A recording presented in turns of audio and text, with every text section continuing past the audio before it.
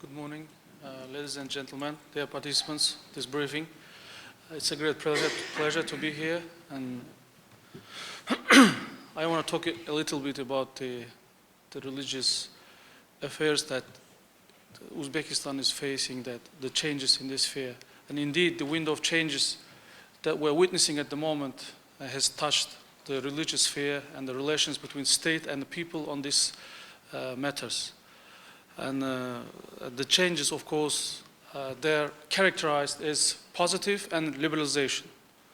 And as many experts acknowledge, Uzbekistan has always been a favorable place for any kind of religions, and all kinds of various religions, they coexisted in peace and in harmony, and the social hostilities or disagreements involving religion is almost non-existent.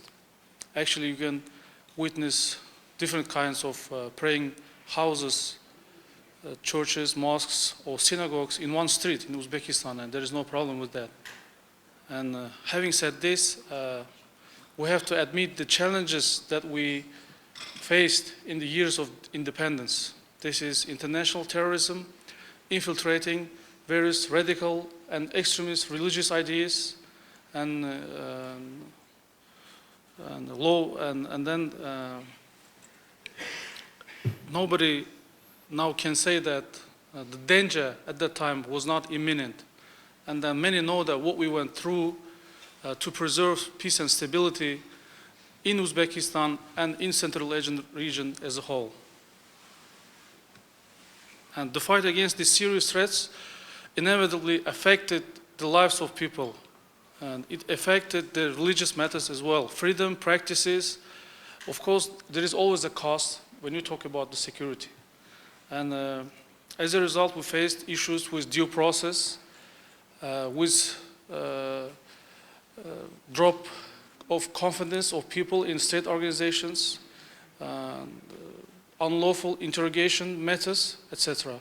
So new leadership has started openly addressing these kind of issues, started openly talking to people about these matters.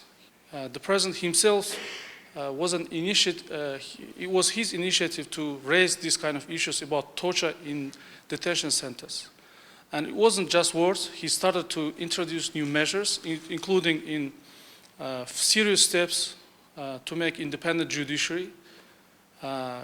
We introduced video surveillance system in detention centers, and then any kind of interrogations now should be video recorded, and several acts we passed to ease the way the NGOs operate. And we adopted new laws on public control, on administrative procedure, and fight against corruption. So these are already practical steps that are being taken. Uzbekistan's new religious policy fully acknowledges the adherence to the international standards and treaties. The treaties, they allow some kind of restriction in religious matters. Religious rights are not absolute. They are not without boundaries. And international treaties accept that when it deemed necessary in a democratic society, when it comes to public security, public order, or moral, or the rights of the other citizens, then you can have some kind of restriction. So Uzbekistan's new policy totally acknowledged this kind of international treaties requirement. We also opened our gates for international cooperation. For the first time, we invited UN Special Rapporteur on religious matters. UN High Commissioner for Human Rights was in Uzbekistan. Very well-known, world-known NGOs, human rights organizations, they paid a couple of visits to Uzbekistan, including Human Rights Watch, Amnesty International, etc. And now, if you allow me, I'd like to share some changes that happened recently, not just the words, but the practical steps. First of all, we created new consultative body, Council of Faith. Council of Faith under the Religious Affairs State Committee, which consists of the leaders of all 16 religious faiths in Uzbekistan, including Jehovah's Witnesses.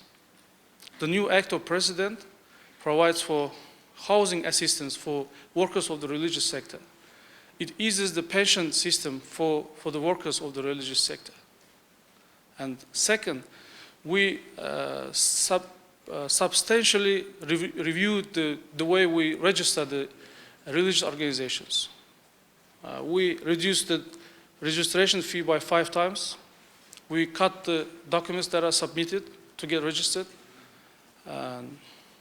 We eased the reporting, so they used to report every quarter to the Minister of Justice. Minister of Justice is a regulated body, and then we had this power to fine religious organizations up to $2,000 for violating legislation. We voluntarily gave up our own functions as the Minister of Justice. Now in Uzbekistan, there are more than 2,256 religious organizations, 16 religious faiths, including 175 Christian organizations, 8 Jewish communities, 6 Baha'i communities, Jehovah's Witnesses, 1 Krishna society, 1 Buddhist temple, as well as the Inter-Religious Bible Society of Uzbekistan. At the moment, we're rewriting the basic law on religious matters in Uzbekistan, the law on freedom of conscience and religious organizations. So for the 20 years, no substantial changes have been made to this law. So for the first time in 20 years, we're rewriting this law at the moment. And the Commission is working on matters of decriminalizing the offenses on religious-related crimes.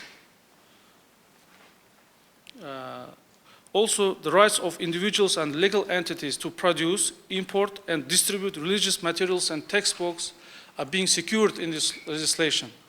But I have to say that we're preserving our right to expertise the contents of the imported religious materials, to see whether they are extremist content or not. One more very important issue is religious clothing. We're upholding the ban to move around in the public places with face covered completely. This is in line with European experience. For security reasons, people cannot cover their faces completely. So this is something that we're at the moment looking at and easing the way that people wear their religious clothing. And we had this very bizarre blacklist when people are put in this blacklist. And then, of course, this is not something like official register or something like that, but it did affect, on negative side, the lives of people and their families. So this was kind of community level blacklist, and 16,000 people we freed, got rid of this list. So there are no longer any kinds of this kind of labeling of people on religious ground. In Uzbekistan, we're giving a special attention to development of pilgrimage tourism. Because of the challenge that we faced, that I told you, because of the infiltration of radical ideas, we used to close completely the borders for tourism regarding the pilgrimage. Now we canceled the visas for 17 countries. We introduced new electronic visa system. And then we're welcoming the pilgrimage tourism from all over the world, including Buddha, the Islamic societies, Malaysia, Turkey, Indonesia, etc. These are some changes, the formal changes that have been recently administered in Uzbekistan. But the main changes is in the minds of people, because people now, they think differently, they act differently, they talk to government bodies, they demand their rights. So this is a total new phenomenon in Uzbekistan, and social media has immense effect even on policy issues, because state and people, they are talking through social media, and it is getting very popular, and it is actually affecting policy issues in Uzbekistan. Dear participants, I want to raise one question regarding one of the prohibitions in the religious sector, there is missionary activity and proselytism. These two acts, they are prohibited under the Uzbek law. So many experts, when they come to Uzbekistan, they raise these questions, say, you should get rid of this prohibition. But this is very principle for Uzbekistan. The inter-ethnic tolerance and harmony, the peace and stability of coexistence of many religions, we look at this prohibition as a central law, has a central role in providing this kind of security, providing this kind of peace in Uzbekistan. Because when you have the missionary activities, you inevitably compare the religions. So it can entail some kind of quarrels and some kind of comparisons between religions, and it will lead to social tension. It will incite hatred between the religion. So we are keen to keep this kind of prohibition. And actually, before we came here, we conducted a special public poll on this matter, and 75% of the population of Uzbekistan, they upheld prohibition.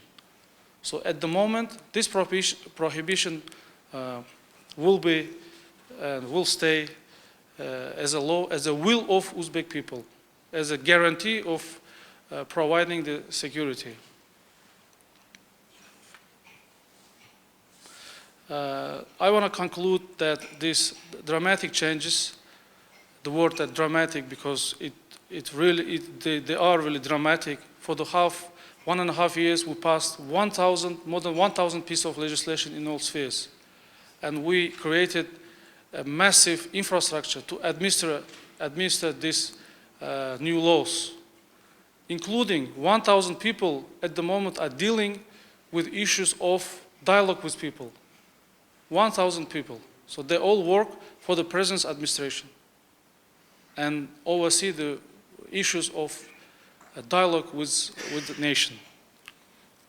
These changes we hope these changes create a strong and reliable foundation for guaranteeing freedom of religion, securing civil society, and increasing trust of people to the authorities. Thank you very much for your attention. If any questions, I'm ready. Thank you.